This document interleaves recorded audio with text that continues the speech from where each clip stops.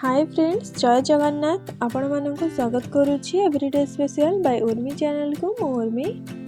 आज आमे बनैबा गणेश भगवानंकर अति प्रिय मोदक रेसिपी। तो चलंतु फटाफट देखि नबा ए वीडियोटी को। एठी मो 2 कप चाउल गुंडरे 2 कप पानी नेछि। पानी गरम हे गले गोटे छोटो चम्मच लूण आ गोटे छोटो चम्मच घी ऐड कर दबा। पानी टिके फुटी गले गैस रो फ्लेम को हमें लो करदबा और से धीरे धीरे चाउल गुंड को ऐड करुथिबा। आउ गोटे हाथ रे हमें चलै नोथिबा जेमिति लम्स रहिबनी।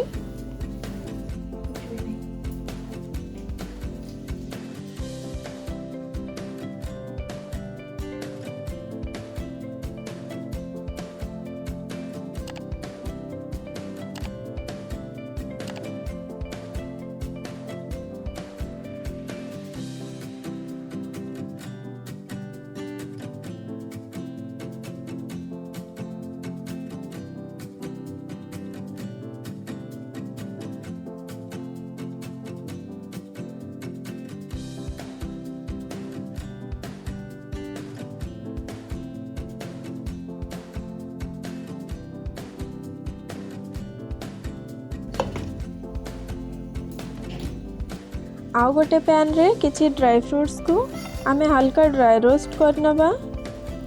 एठी मु काजू, बादाम, पिस्ता, किशमिश एवं राशि नेछि।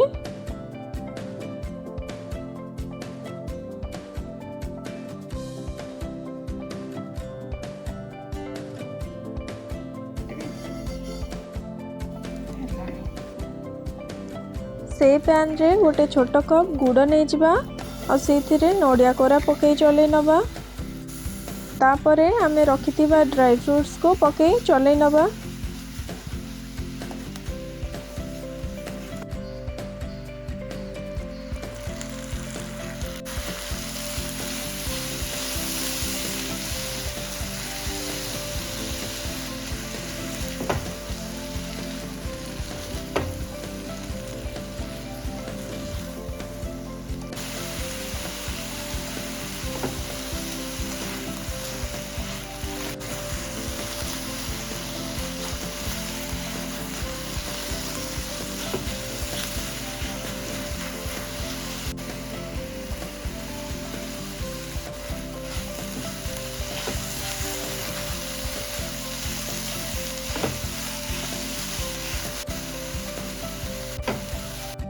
एबे आमे आगरू जंती रखिथिबा चाउल गुंड को हल्का पानी हाथ है किंबा घी हाथ है ताको भल भाव रे चकुटी नबा।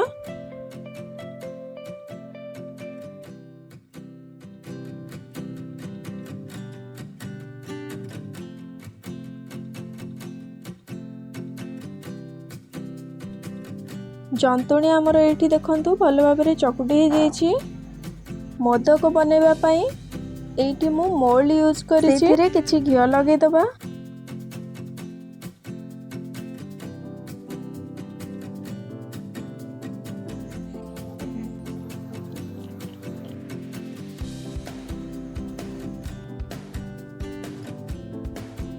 तापरे से जंतुणी रु टिके आनी ता भितरे भल भाव रे प्रेस कर दबा। से भितरे पूरा को रखी ता ऊपर पुणी जंतुणी को दे प्रेस कर दबा।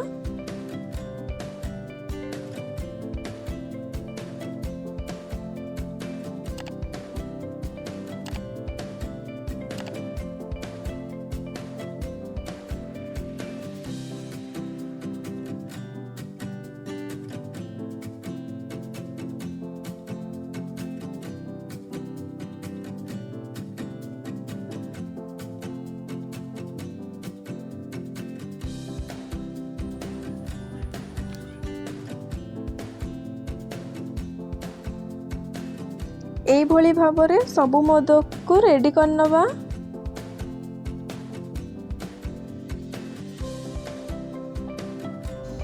तापरे आमे स्टीम दे दबा।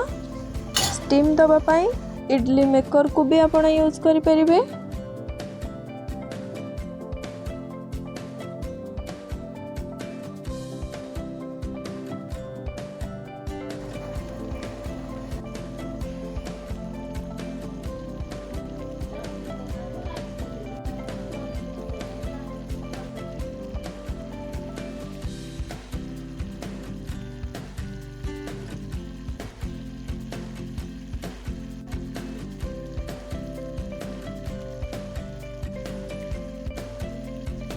एठी आमे 20 मिनिट पई स्टीम दे दबा।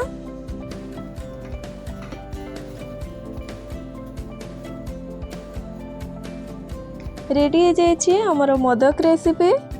तो फ्रेंड्स वीडियोटी भल लगी वीडियो को like comment subscribe and share करने को जमारू भूलिबेनी। Thank you.